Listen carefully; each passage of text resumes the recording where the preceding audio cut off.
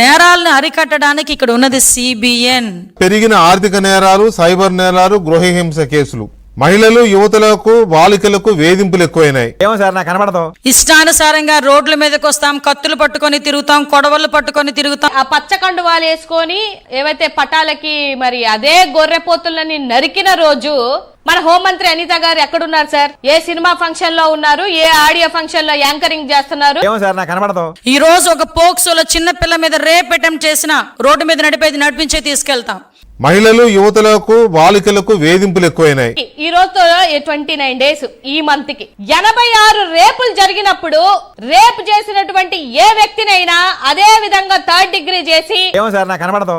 14 సంవత్సరాల మైనర్ బాలికను 14 మంది మీ టీడీపీ ఉన్మాదులే మార్చి రేపు చేస్తే ఆ బిడ్డకు కడుపు వస్తే అట్లీస్ట్ ఆ బిడ్డని వెళ్ళి పరామర్శించావా? ఏమో సార్ నాకు కనబడదు. రౌడీ షీటర్ని కూడా ఈ రోజు రోడ్డు మీదకి తీసుకొచ్చి మేము నడిపిస్తున్నాం.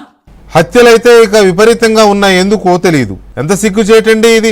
అన్ఫార్చునేట్లీ ఐఎమ్ సేయింగ్ దిస్, 1219 అత్యాచారాలు జరిగాయి. ఏమో సార్ నాకు కనబడదు.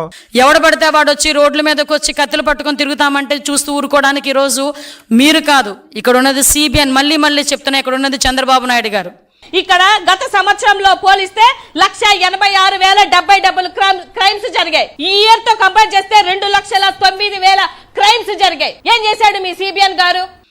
ఎట్టి పరిస్థితుల్లోని లా అండ్ ఆర్డర్ విషయంలో రాజీ పడే ప్రసక్తి లేదు. ఈ రోజుకి కూడా మేము చాలా ధైర్యంగా చెప్తున్నాం, క్రైమ్ రేట్ కూడా 4% మేము తగ్గింది. ఈ రకమైన హత్యాకాండ ఇంత ముందెప్పుడు చూడలా.